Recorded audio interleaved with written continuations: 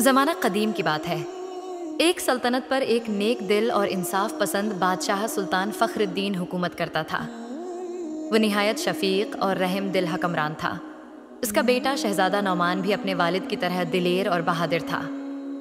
सुल्तान फ़ख्रुद्दीन को शिकार का बहुत शौक़ था और अक्सर जंगल में शिकार के लिए निकल जाया करते थे। एक रोज़ गर्मियों के दिनों में उन्होंने शिकार पर जाने का इरादा किया। हुक्म की देर थी कि तमाम तैयारी मुकम्मल हुई और बादशाह अपने मुहाफिजों और वजीरों के साथ शिकार के लिए निकल खड़े हुए। सारा दिन वो शिकार में मसरूफ़ रहे। कई हरण, हरनियाँ और जंगली जानवर शिकार किए। शाम ढलने को थी कि अचानक रास्ते में एक नहायत हुसैन व जमील हिरन दिखाई दिया। बादशाह ने कमान में तीर रखकर निशाना लगाया, मगर हिरन तेजी से भाग निकला और निशाना खुता हो गया।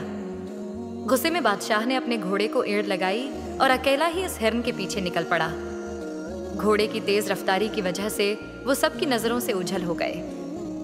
कई कोशिशों के बावजूद बादशाह हिरन को शिकार न कर सके। रात का अंधेरा छाने लगा तो वो वापस लौटने लगे। अभी घोड़े की बाग मोड़ ही रहे थे कि अचानक एक औरत के रोने की आवाज उनके कानों में पड़ी। बादशाह ने घोड़े से उतरकर आवाज की समत कदम बढ़ाया। करीब एक पुराने कन्वे के पास एक नहायत हुसैन औरत बैठी रो रही थी। इसकी रंगत दूध जैसी गोरी, सुनहरी बाल मगर कपड़े फटे पुराने थे। बादशाह ने नरमी से पूछा, आए खातून, तुम कौन हो और इस सुनसान जंगल में क्यों रो रही हो? मैं इस मुल्क का बादशाह हूँ, मुझे बताओ किसने तुम पर जुल्म किया है? औरत ने रोते हुए जवाब दिया, अय बादशाह सलामत, मैं पड़ोसी मुल्क की रहने वाली हूँ। मेरे वालिद का इंतकाल हो गया तो मेरे चचा ने जायदाद हथिया ली और मुझे जंगल में तन्हा छोड़ दिया ताकि दरंदे मुझे खा जाएं। बादशाह को रहम आया, क्योंकि उनकी पहली मुल्का कई बरस पहले वफात पा चुकी थी।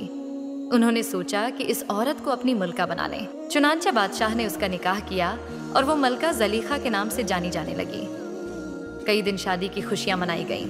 पूरा शहर चरागां से जगमगा उठा। शहजादा नामान भी खुश था, लेकिन कुछ ही दिन बाद बादशाह फ़ख्रुद्दीन शदीद बीमार पड़ गए।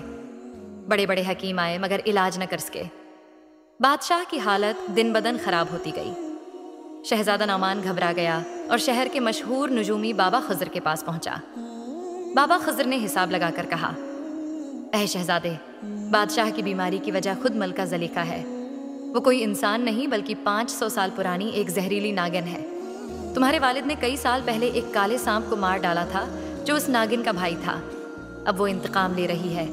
वो थोड़ा थोड़ा जहर बादशाह के जिस्म में डाल रही है ताकि वो तड़प तड़प कर मरे। ये सुनकर शहजादा नौमान आग बबूला हो गया, मगर बाबा खज़र ने समझाया, तुम उस नागिन को सिर्फ तब मार सकते हो जब वो असल रूप में हो। ये दवात की पड़िया ले लो। आज रात खाने के वक्त मलका को पानी में मिला देना। आधी रात को उसे सख्त प्यास लगेगी और फिर तुम उसका असल रूप देख लोगे। इस वक्त तीर सीधा उसके फन में मारना। अगर तीर खुता गया तो वो तुम्हें हरगिज न छोड़ेगी। शहजादे ने वही किया।